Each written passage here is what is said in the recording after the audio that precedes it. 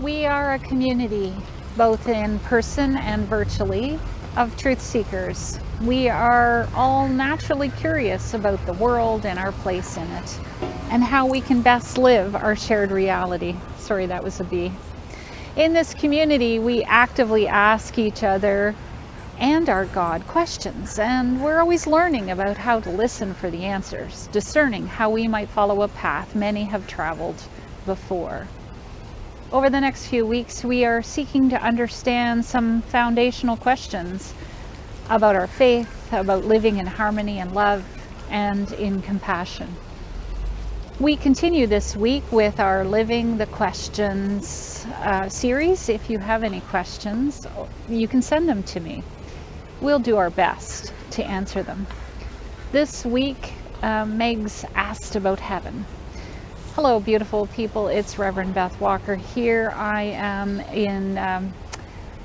by the City Hall in the park here, and I'm here because I'm thinking about my part in this complex story that finds some of our neighbors disenfranchised from society and living on our streets. Today we are engaging the story of the Good Samaritan.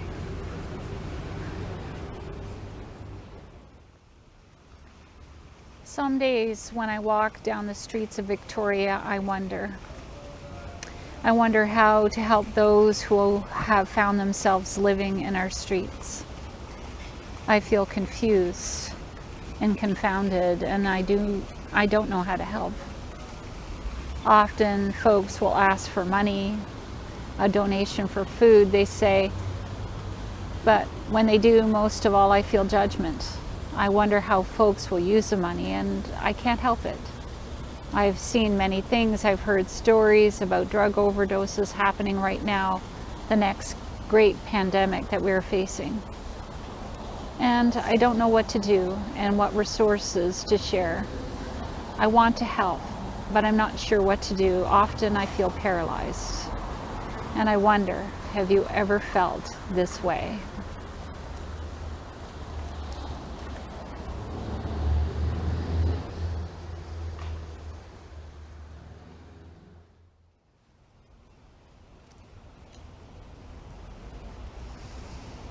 Meg's emailed me a very good question. What is heaven, and can we find it here on earth? Good question. Megs, this is exactly the question that was asked of Jesus so long ago. Jesus directs the lawyers, those who ask this question, to the law, asking them for an answer that they should know. The lawyers, who clearly know their stuff, reply, "You shall love the Lord your God." Now remember that the Lord used here is a placeholder for the great mystery or the unknown. You shall love the Lord your God with all your heart and all your soul, all your strength, and with all of your mind, and your neighbor as yourself. And he said to the lawyers, "You have given the right answer. Do this and you shall live." Great answer, don't you think? But Jesus does not leave it there. Jesus shares a parable, which are teaching tools that are employed to make you think, to find your place in the story. Jesus tries to unsettle you from your comfortable place, opening your mind and heart to new ways of being. The opening scene of the parable begins with our own fears being robbed, stripped naked, and left for dead. I think this story touches on all three of my fears: violence, exposure, and being forgotten. Really the big three for me. Interesting, there's no focus on justice. The robbers have left the scene never to make another appearance.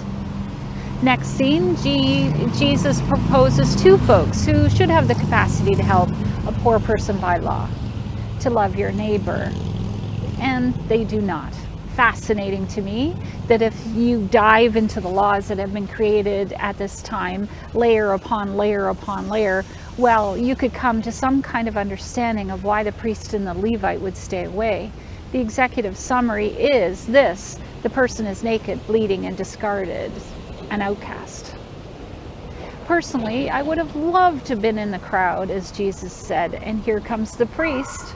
I can see in my active imagination these people patting themselves on the back because they know the law. And then comes the punchline, not once but twice. It's not the priest or the Levite. I can hear the gasps from here. Those who gathered were lawyers and priests and Levites and people of faith, all trying to maintain their roles and responsibility, keeping the status quo, the world order as they knew it. They did not want anyone to change it or unravel it.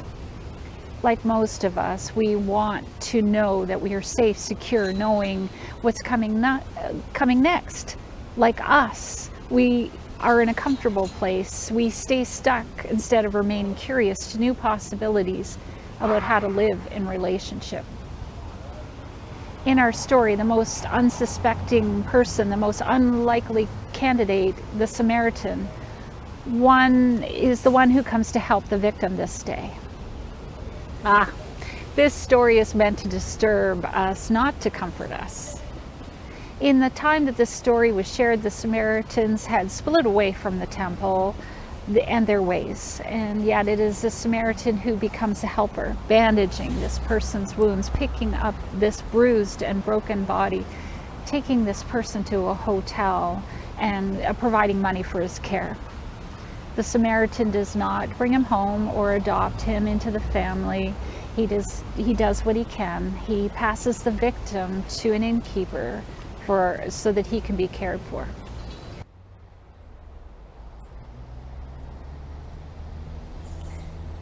Jesus is not about dualities. Jesus is not about who is right or wrong.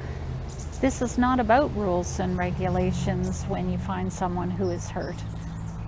The truth that is found in the complexity of the story, it is about the value of human life, and it is about a third way where each of us is called to do what we can to bring about the world God dreams of. The soul doesn't care about rules. The heart doesn't care how you align your life. We are called to this thin slice of an eternal moment that helps us to embrace all that is, all our fears, and always our dreams of safety, love, and acceptance, just as we are. Note, I'm not suggesting that we don't listen to the ways of living that keep us safe. I am saying that we are all called to this thin place where humanity and all of creation are connected, one web of life, where your pain is my pain, your hopes and dreams are my hopes and dreams. More clearly than that, when charity becomes justice that flows like a stream. Jesus seems to be creating space for all of us, just as we are misfits and mystics, sinners and saints, all the parts of us, so that we transcend who we are and become who we are supposed to be present to the breaking in of the kingdom. Well, Megs, that's when I think heaven is upon the earth. Amen. Megs, I want to thank you for your question. Remember, if you have questions about life or faith or God or all three, please send them to me in an email or add them to the YouTube or Facebook page. I'd love to hear from you.